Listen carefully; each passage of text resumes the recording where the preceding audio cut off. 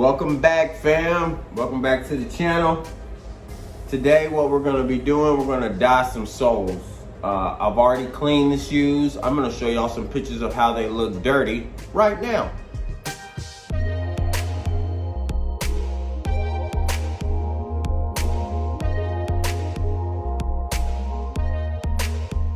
Alright, so y'all saw the condition of the shoes, how dirty they were. I cleaned them up. These things looking crispy. They looking crispy. So the client wants to dye the soles a gum bottom. He wants to make them a gum, like that gum look. I've done the gum look once before, like a year or so ago. And we're gonna do it again. This is what I use. In fact, this is probably the only company that I know that has the gum bottom. Well, Remix Your Kicks, I think she has gum bottom. But this is the company I use right here for gum bottoms. Let me see. Dark Knight Official Sole Dye. You probably can't read that, but it says gum bottom on there. And you gotta shake it up. This stuff is lethal. Now I use Angelus dye sometimes, but the ones I use the most are Dark Knight Official Sole Dye. So let's type that in, search it on Google, Dark Knight Official Sole Dye, unmatched. You smell Angelus's dye and it smells like you would think dye smells. And then you smell this almost smells like a tar. That's how you know it works. So what I'm going to do first, I'm going to take a brush about, let me see if I can find something. I try to use a flat brush. Try to find one so I can show y'all what I'm going to do.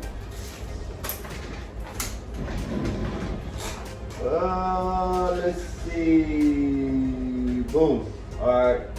And then boom. All right.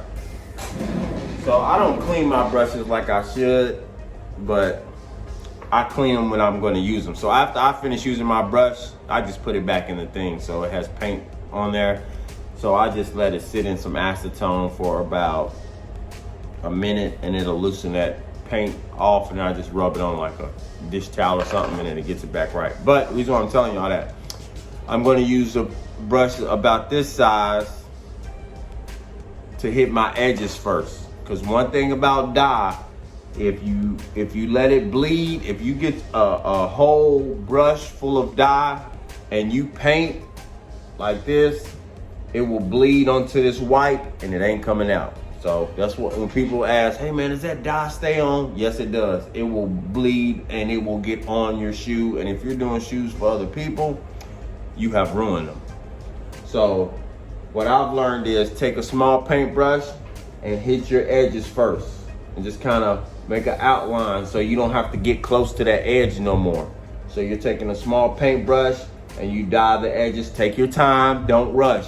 Dyeing is not one of those things like paint where you just like slap it on, and if it gets somewhere else you can just take it off. Dye's gonna stay on there. So just hit your edges, go around the whole shoe and hit the edges. You're gonna lay down 2 coats of dye. So hit your edges, come back, hit your edges again, and then when you come back with the bigger brush, you can just hit these parts, like the middle. You don't have to worry about it too much running off and getting onto the sole. Again, guys, be very, very careful. If it's your shoe and you mess it up, you know, hey, that's one thing. But if you mess up somebody else's shoe, you now have to go buy this. This ain't at All Sports. This shoe ain't at Shoe Carnival. It's not at Foot Locker. You're not gonna be. You gotta go to StockX, eBay, places like that where people know if you looking for this shoe, I'm charging.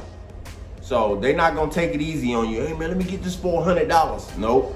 You gonna have to pay like $150 for a used pair. So, you know, be careful out there, guys. and then it's just bad business. And then as a client, they probably ain't gonna come back. You know, so be very careful. So I'm gonna start painting it or dyeing this shoe. I'll let y'all watch. All right, so just to show y'all how that gum bottom is coming out after the first coat. It almost looks like yellow soles almost. What was I gonna say? Oh yeah, I'm painting the shoe like this. So that way, if some, which it's not because I'm not getting a lot on my paintbrush, but if some does want to dribble, it dribbles down. If you turn it upside down, it's gonna bleed onto that if it dribbles down. So I'm not using a lot. Ooh man, gosh, look at that. It's getting on the sole. All right, so, oh my gosh, here we go. This is the test. I did this a long time ago. I wonder if it'll still work. Let me set the phone down and see if this will work. Oh shoot. Bro, I'm telling you, this is why dye jobs, y'all seeing firsthand why dye jobs are tough. All right, let me see. It's just a little bit, but what I did, I started. Okay, so here's a little trick. I'll show y'all a trick.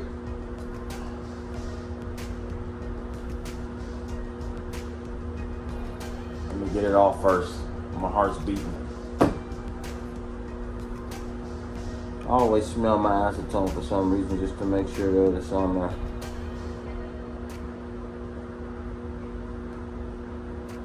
It's not a lot. Like I got pretty much all of it off. You can't even see it now. See? You can see just like a tad, like right there, just a tad, but for the most part it's intact. What happened was I was painting with this small brush like I showed y'all, then I got greedy and went to this brush.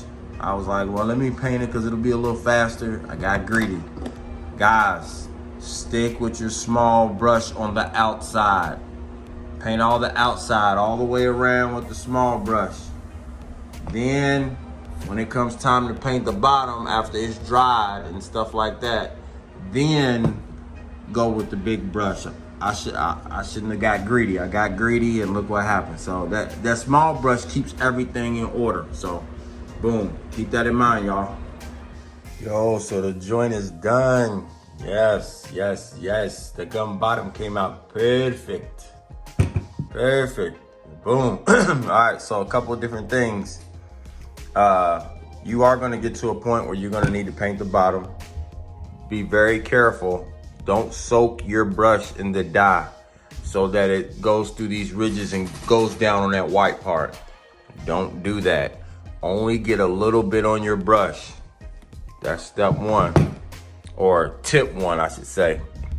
Only get a little bit on your brush. Once it goes onto that white, if you don't have your acid, like y'all saw me earlier in the video, you need to have your acetone at the ready with a Q-tip to get it as soon as it touches. As soon as it touches. And if it's black or something, chances are it ain't gonna come all the way out.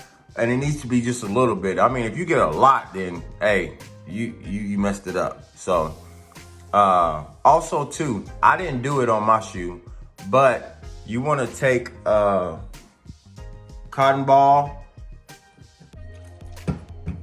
and go over it like this to make sure it's all off. See, it's all off of there. I didn't do it because I wait. Like I told y'all, I always wait double or triple the time just because I make sure my stuff is dry completely. Sometimes I'll dye it and then leave it overnight. That's way too long. But hey, I want to be 100% sure. So I didn't do it with this shoe. So, but if you're doing red, like I don't do it with the Dark Knight Official Sole dye. I don't take the excess off. I just wait. But when you working with the Angelus dye, you need to take the excess off. I don't know why. It's a different type of dye or something like that. But guys, this is how it came out. Thank y'all for tuning into the channel. We'll be back in a couple of days. The next thing that we're doing, we're gonna do some custom Air Force Ones. Peace.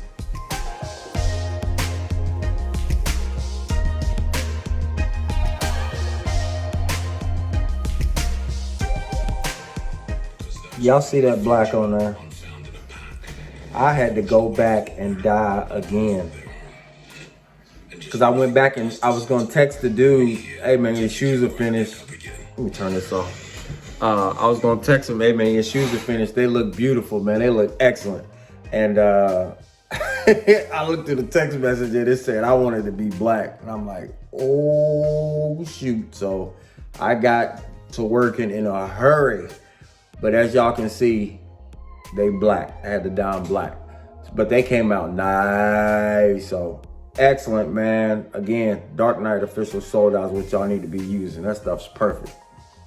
Peace again this time.